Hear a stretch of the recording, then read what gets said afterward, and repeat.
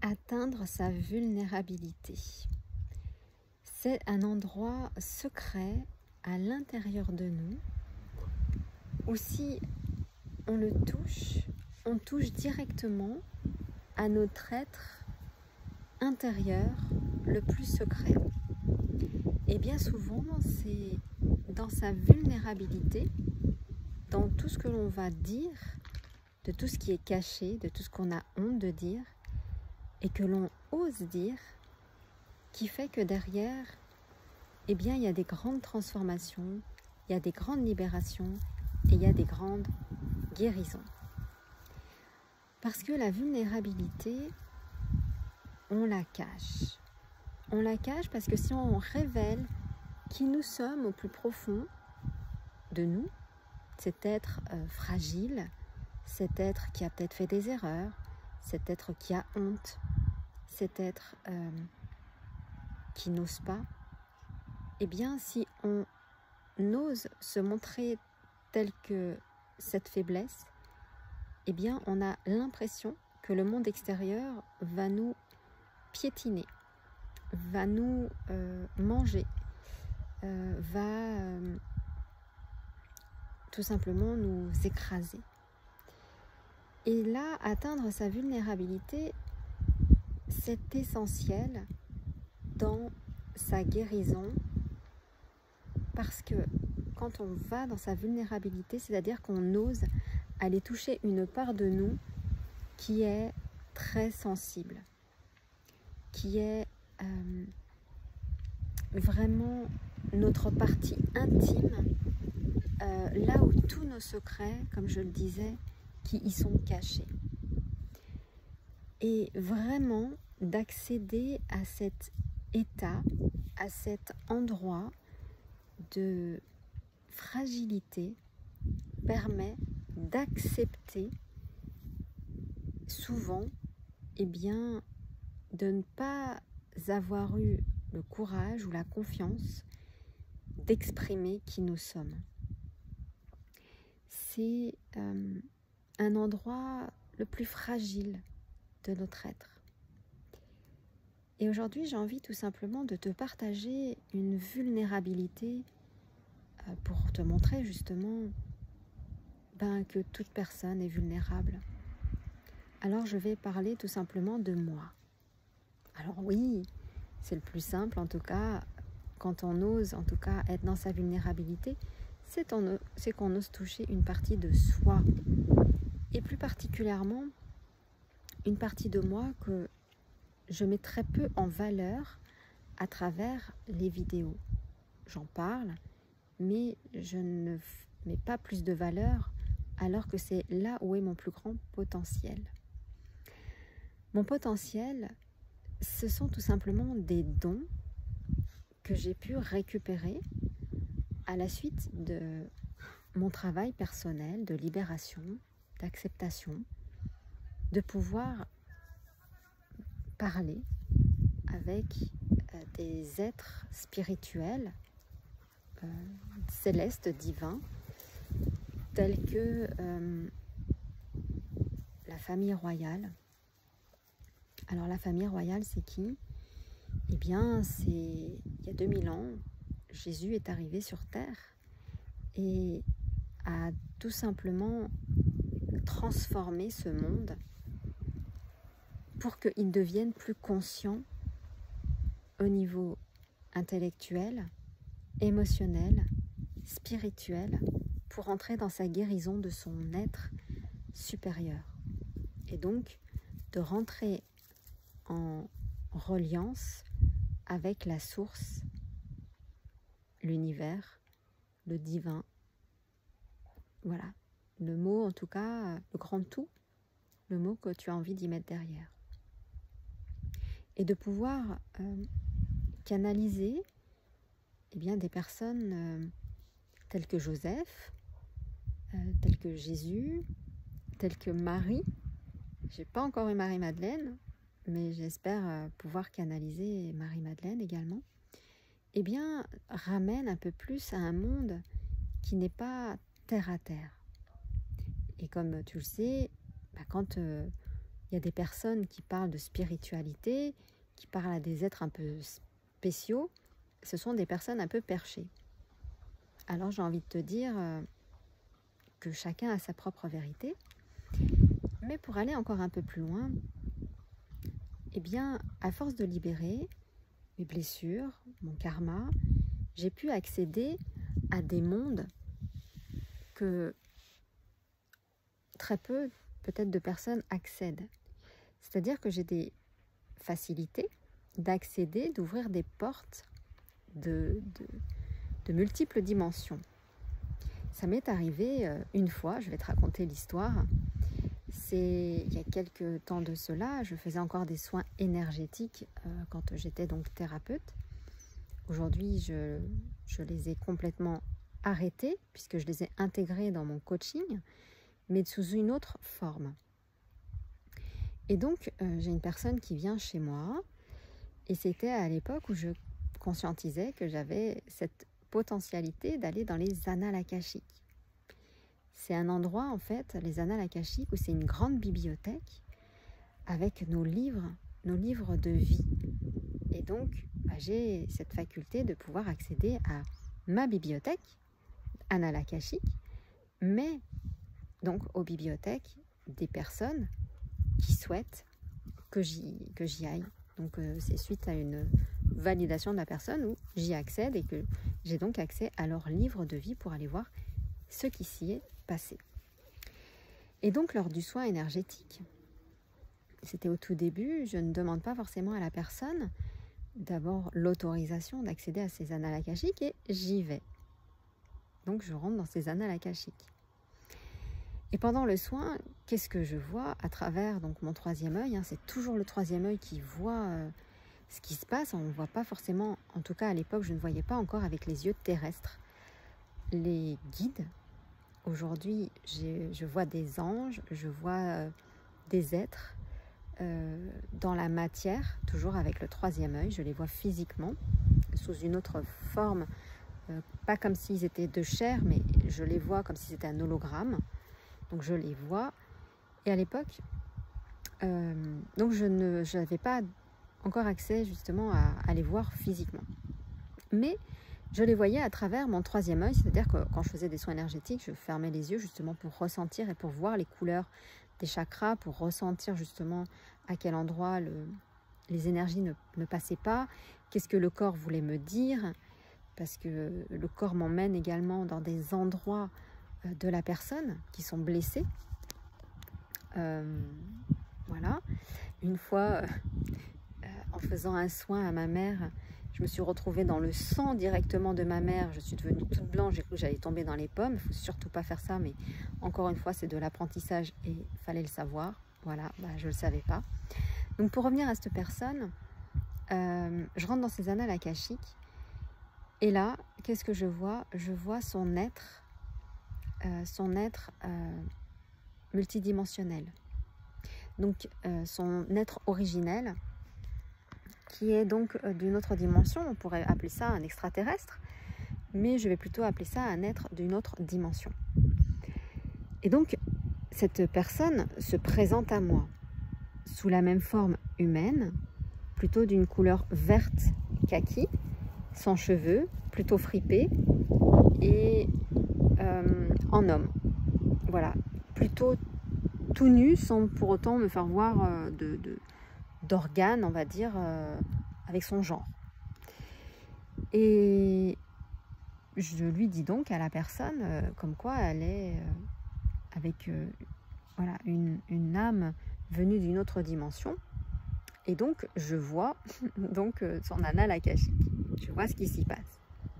Sauf que j'oublie de refermer la porte correctement. Alors je la referme, mais je ne coupe pas le lien avec l'archange Michael, parce que, encore une fois, j'étais un peu partie la fleur au fusil, sans vraiment pour autant connaître tout cela. C'est avec l'apprentissage qu'on connaît. Et puis le soir, donc j'ai l'habitude de pouvoir parler justement avec la famille royale, de les remercier, de pouvoir un peu exprimer des choses. Et ce soir-là,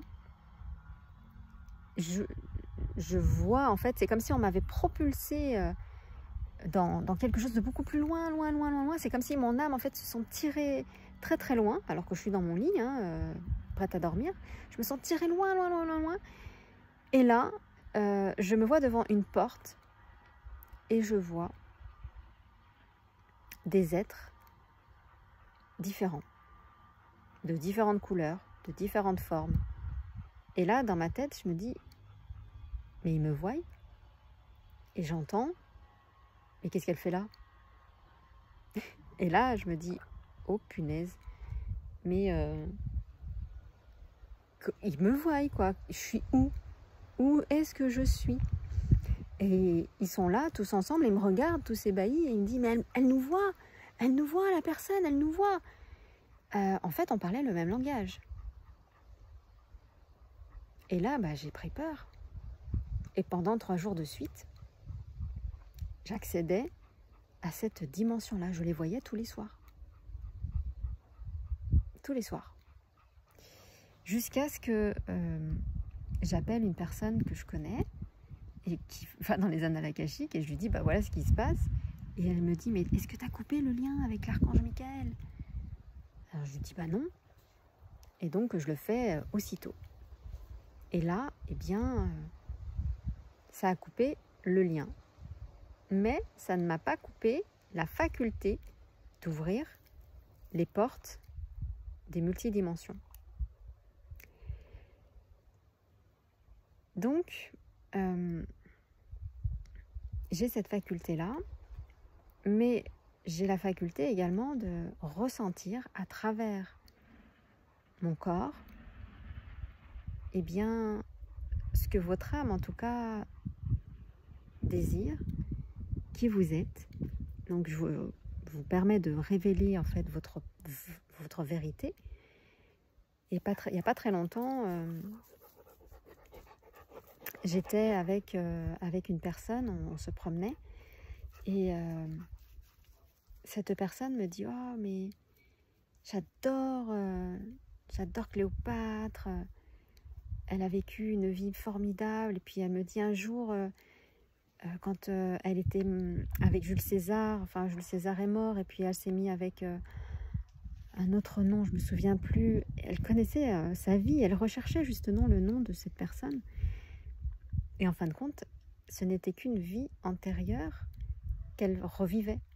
Donc elle était là pour réactiver sa mémoire pour pouvoir continuer et guérir justement la mort de son amour qui était que Jules César. Et ce qu'il y a, c'est que cette prise de conscience a ouvert un portail. Des fois, les portails, c'est pas forcément que les portails du spirituel avec les énergies célestes. Il y a également le portail des énergies terrestres. Et là, on est plus sur le bas astral. Il faut le conscientiser aussi. On vit avec les deux mondes. Et donc, je voyais sous mes pieds qu'il y avait de l'ombre.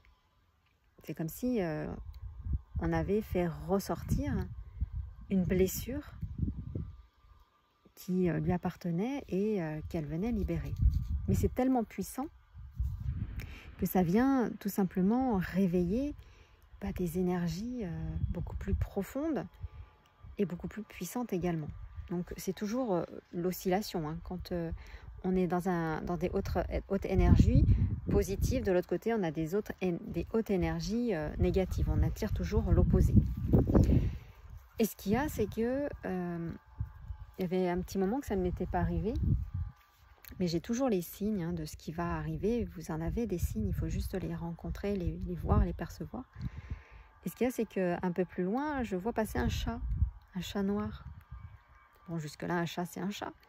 Mais quand on a le premier signe avec le dessous, où je vois l'ombre, plus le chat noir, plus un peu plus loin, où je vois une voiture immatriculée avec 3 fois le chiffre 6, là, ça fait un peu beaucoup et je me dis, ok, j'ai compris. Donc, il y a également la compréhension des chiffres de qu'est-ce que l'univers cherche à me faire comprendre pour pouvoir libérer un peu plus. Et effectivement, ce soir-là, qui n'était pas très loin en fait d'une pleine lune, eh bien ça a libéré des énergies au niveau donc du village, ce qui fait que ça m'a réveillée dans la nuit et forcément, eh bien, toutes les personnes qui ont souffert dans cette ville, dans ce village, qui sont peut-être morts, ça les a un petit peu réveillés. Alors c'est pas négatif dans le sens où la Terre aujourd'hui est amenée à évoluer, à libérer justement les entités qui ne sont pas montées. C'est également cela que chaque personne est amenée à faire, c'est à se libérer, à libérer son mental, à libérer ses émotions, à libérer son être multidimensionnel pour justement atteindre un niveau d'éveil en direct avec sa source divine, avec le divin. Et pour cela, eh bien, il y a des choses, on peut appeler ça du karma, on peut appeler ça des libérations qui se font. Mais pour cela, c'est d'être déjà conscient de qui nous sommes. Donc nous sommes plus que des êtres terrestres, pour ceux qui sont un peu là-dedans le connaissent, mais pour ceux qui aujourd'hui sont plutôt dans l'illusion de la Terre et de l'incarnation, eh bien, conscientiser qu'on est beaucoup plus que ça et on a tous les dons les mêmes. Nos dons, on les a tous. Nos dons, ils sont illimités, sauf qu'on a des facultés, certains qu'on va récupérer, d'autres qu'on n'a pas besoin, donc on les laisse, on va dire en attente, mais on a tous les mêmes dons. Et donc dans cette vie, c'est d'aller les récupérer, ces dons. Et voilà, en fait, une fois qu'on a atteint ces dons, c'est de pouvoir les révéler. Donc là, en fait, je viens juste de vous révéler un petit peu plus cette vulnérabilité, parce que ça m'expose à des vies antérieures, telles que d'avoir été brûlée comme une sorcière, d'avoir aidé justement des villages, des gens à se libérer, à reprendre leurs dons, leurs talents, à retrouver leur mission. Ce qu'il y a, c'est qu'il y a des personnes qui n'y croient pas. Et c'est un peu aussi ce qui est arrivé à Jésus. Donc c'est toujours un peu délicat de parler de cette vulnérabilité, de qui nous sommes, de nos talents, parce que ça amène des peurs, et elles sont complètement compréhensives, ces peurs. Mais les peurs sont à libérer. La peur, c'est l'ombre qui la maintient. Donc pour rentrer dans sa pleine lumière, c'est de libérer les peurs, libérer les croyances, libérer les émotions. Pour rentrer en pleine acceptation, en plein pardon, en plein lâcher prise, en plein présent, vivre l'instant présent. C'est ça notre vie, c'est de ne pas s'attacher à une maison, un sac, une voiture, une personne, mais plutôt d'être libre et d'être en plein amour pour soi. Et quand on va vers cet amour pour soi, eh bien, on va voir aussi toutes ces parts qui nous appartiennent et qui sont secrètes et où on y trouve notre vulnérabilité. Donc voilà, j'avais envie aujourd'hui de vous parler de cette vulnérabilité parce que ça fait partie des enseignements que je transmets aujourd'hui à travers les personnes que j'accompagne, d'atteindre cette vulnérabilité pour lâcher cette peur, lâcher des comportements, les croyances, l'ego blessé, et d'accéder à son plein potentiel de confiance en soi. De toute façon, on ne peut pas vivre sans... Tout est juste le yin et le yang, c'est le lumineux et le sombre, vivent ensemble et en harmonie. Donc, pour vivre en harmonie dans cette vie, c'est de réintégrer nos parts de lumière et nos parts d'ombre. Et oui, nos parts d'ombre, elles peuvent ne pas être forcément très belles. Mais pour cela, c'est l'accepter. Accepter ce que nous avons du mal à accepter de nous. De ne pas être peut-être intelligent, de ne pas être confiant, d'avoir été blessé sexuellement, de ne pas avoir réussi sa vie, de ne pas être riche. C'est d'accepter tout cela, mais surtout d'accepter d'être qui nous sommes dans notre vulnérabilité et dans notre plein potentiel. Voilà pour cette vidéo qui est relativement longue. Donc, le petit message que j'ai à vous transmettre, c'est allez voir votre vulnérabilité, allez voir qui vous êtes, acceptez cela, pardonnez-vous, pardonnez aux gens et aimez-vous le plus possible. La vie, c'est l'amour. On vit, on vient sur terre par amour. Nos parents ont eu un acte charnel d'amour, donc de vie. Donc la vie, elle est faite pour vivre cet amour, d'abord pour soi, avant d'être vécu avec l'autre. Voilà. Et puis, la vulnérabilité, c'est la plus belle chose que l'on puisse se donner. Ça veut dire qu'on s'aime et qu'on se respecte. Et surtout qu'on a confiance en qui nous sommes. En tout cas, je vous embrasse et aimez-vous.